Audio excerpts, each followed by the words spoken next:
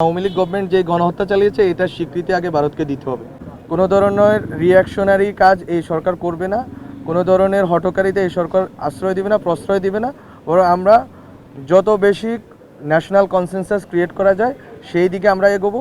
বাইরে যতই ষড়যন্ত্র হোক না কেন, আমরা যদি ভেতরে এই দেশের মধ্যে ঐক্যবদ্ধ থাকি রাজনৈতিকভাবে, সম্প্রদায়গত জায়গা থেকে এবং আরও অন্যান্য ক্ষেত্র বিশেষ আমরা যদি ঐক্যবদ্ধ থাকি, বাইরে যত অপপ্রচার চলুক বাংলাদেশ এগিয়ে যাবে। এটাই হচ্ছে ডক্টর মোহাম্মদ ইউনূস স্যার বলেছেন। এবং এখানে যেই ধরনের যদি কোথাও কোনো নিপীড়ন হয়ে থাকে হিন্দু অথবা অন্য কোনো জনগোষ্ঠীর বিরুদ্ধে, আমরা বলি না যে নিপীড়ন হয় না, এটা অল আউট বলাটা এটা অসত্য। কিন্তু যদি হয়ে থাকে সেটার বিপরীতে সরকারের ব্যবস্থাকেও আপনারা প্রচার করবেন।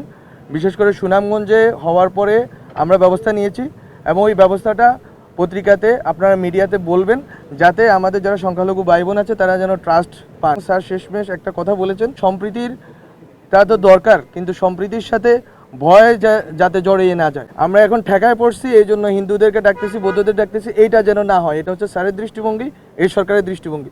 বরং একটা ইনহেরেন্ট একটা সহজাত যেই আমাদের যে ঐক্য আছে, সম্প্রীতি আছে, যেই আমাদের যে নির্ভয় আছে, সেটা যেন বজায় থাকে। জুলাই গণ অভ্যুত্থানের এবং শেখ হাসিনার নেতৃত্বে যে fascist government, Awami League government যে গণহত্যা চালিয়েছে এটার স্বীকৃতি আগে ভারতকে দিতে হবে। এটা হচ্ছে প্রথম। এটা স্বীকৃতি দেওয়ার পর এখানে যত ধরনের নিপীড়নের ঘটনা ঘটেছে আমরা আমাদের জায়গা থেকে, গভর্নমেন্টের জায়গা থেকে উদ্যোগ নিয়েছি।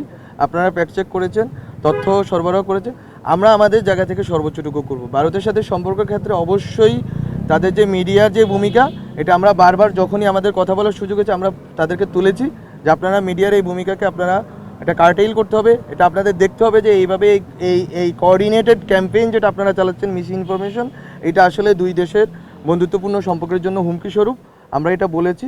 আমরা আশা করি তাদের সুমতি হবে এবং বাংলাদেশের মিডিয়ার আসলে এখন দায়িত্ব এসে পড়েছে, দায়িত্ব কাঁধে আপনাদের সবার, আমাদের সবার, যে আমরা সত্যটাকে তুলে ধরবো, সত্যটাকে জয়ী করতে হবে আমাদেরকে। এটা আমাদের দায়িত্ব, এটা আমাদের গণ অভ্যুত্থান, আমাদেরকে রক্ষা করতে হবে।